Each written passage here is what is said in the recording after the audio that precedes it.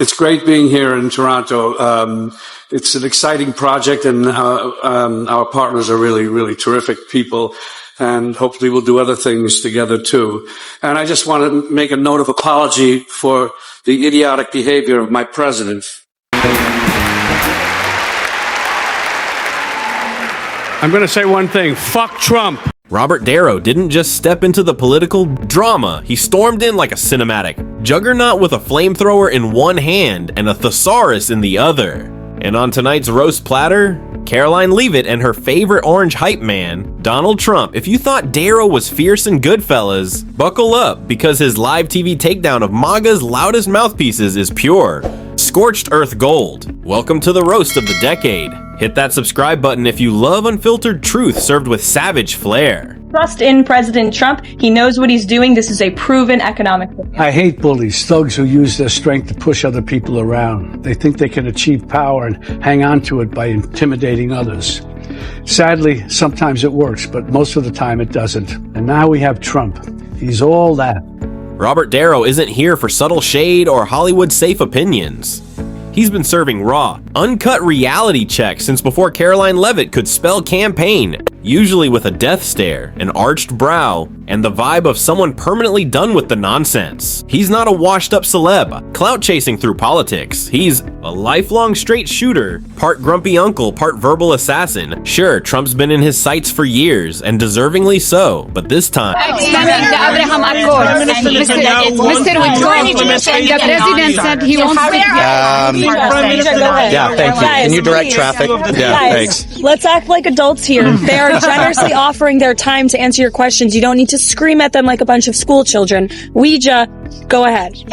Darrow set his aim on someone even more. Laughable Karoline Leavitt. You know, Trump's Gen Z echo with the volume on max and logic completely unplugged. She's basically what happens when a campaign bumper sticker gains sentience and books itself. A press tour. So picture this, Darrow with a mic, Trump and Leavitt in their usual... Karen. Do you know if Mr. Musk took the same oath that you and other senior advisors to the president took about adhering to the Constitution, following the law? Do you know if he took that oath? I don't know the answer to that question, but like I told Caitlin, I can get back to you guys on that. Sure.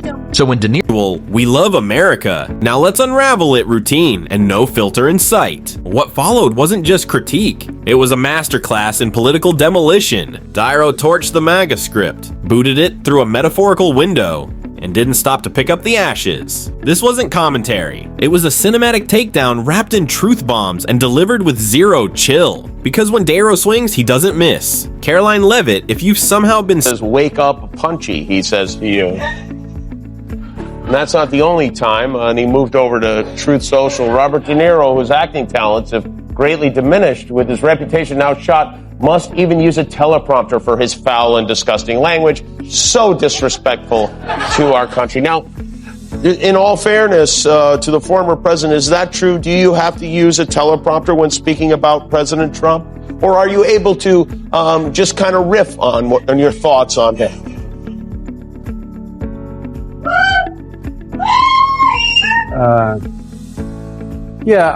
He's so stupid. Spared her sound bites is the political equivalent of a podcast comment section brought to life. MAGA's so-called fresh face is really just the same old noise, now in high definition, and Darrow. He didn't call her out because she's important, she's not. He called her out because she's loud, overconfident, and clearly gunning to inherit Trump's chaos crown. But you almost have to respect the delusion. She talks about truth like a shady car dealer, sells lightly used sedans, big conviction, zero substance. And Darrow, being Darrow, didn't just say she was wrong. He rolled out her arguments like a sock. We're in a very bad situation. I remember you and I about 5-6 years ago talking. I'm down at the Spring Studios. Something about, I said, what just happened just happened. No, it didn't. It didn't happen. It's all about truth. And what we have here is a denial of truth all over the place. And even the speech that he made after is insane. It's just insane, and I'm very, very concerned about it. I think now, meatball sub, flimsy, messy, and falling apart with the slightest poke. He nailed her for defending Trump's lies harder than grown politicians with actual careers, not towing the party line, breakdancing on it like her Fox News internship was on the line. And just when the heat peaked, Darrow went straight for the quarterback. Donald J. Trump, no euphemisms, no safe distance. He shredded the Trump administration, calling it what it was, a 4-year-long reality show where facts got canceled, empathy took a permanent vacation, and Twitter became official government policy.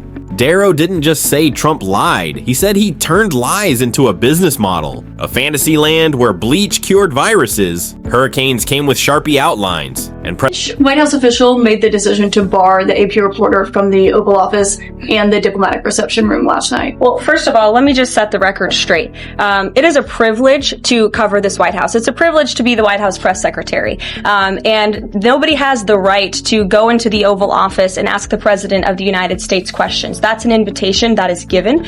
And there are hundreds of outlets on this campus.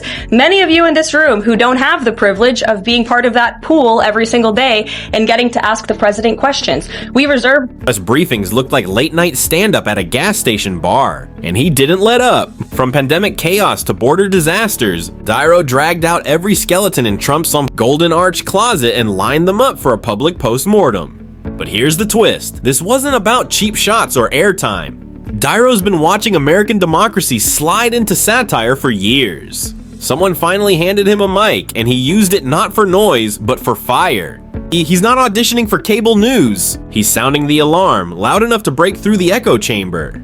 So if you're tired of sugar-coated spin and ready for someone to call the circus what it is, you're in the right place. Robert Darrow just reminded us all that sometimes the truth needs to punch through the noise and leave a crater. Love this takedown? Then do the Darrow thing. Smash that like button, drop a comment with your favorite moment, and subscribe for more savage breakdowns. No fluff, no filter, just facts, flames, and a front row seat to the political roast of the century.